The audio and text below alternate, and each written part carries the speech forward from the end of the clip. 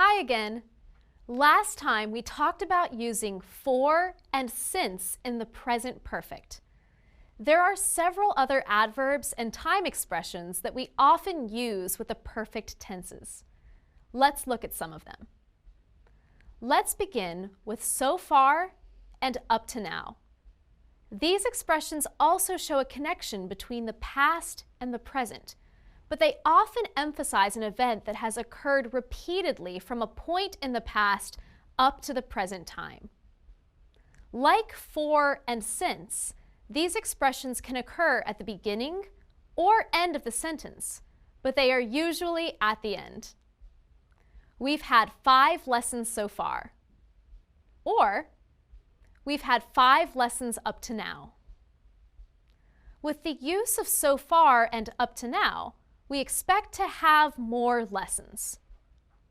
Next, let's take a look at ever and never. These expressions show that an event happened sometime before now. The exact time of the event is not specified. We use ever to ask a question about an unspecified time in the past. We use never in a negative answer. Have you ever been to Antarctica? I've never been to Antarctica. We can also put the negative form on have. I haven't ever been to Antarctica. Notice, I used ever when the verb is negative. I cannot use never with a negative verb. Not. We can only use ever in questions or in negative statements. Do not use ever in an affirmative statement. So we can say, have you ever been there? I haven't ever been there. I've been there, but not. Next, let's take a look at already and yet. Like ever and never, these adverbs usually talk about an event that has or hasn't happened sometime before now. The time is not specified. Use already in affirmative statements. I've already completed the assignment. Use yet in questions and with negative verbs. Have you completed the assignment yet? I haven't completed the assignment yet. Yet almost always goes at the end of the sentence. Next, let's talk about lately and recently. We use these adverbs with the present perfect and the present perfect progressive to show an indefinite time in the near past.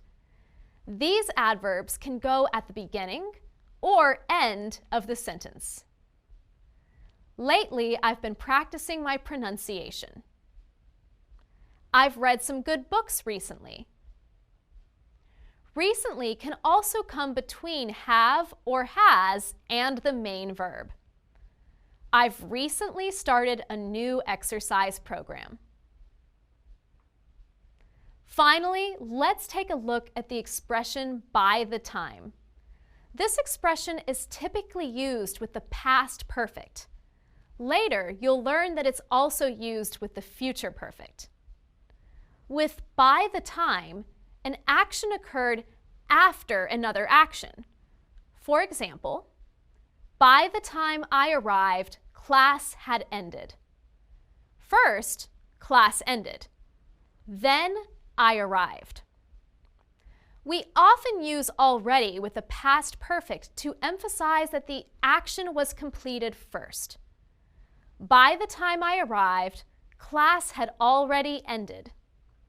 We can switch the clauses around without changing the meaning.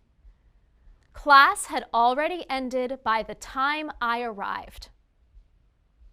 We use by the time with the simple past to show an action occurred after another action in the past. And we have already finished our lesson. See you again soon.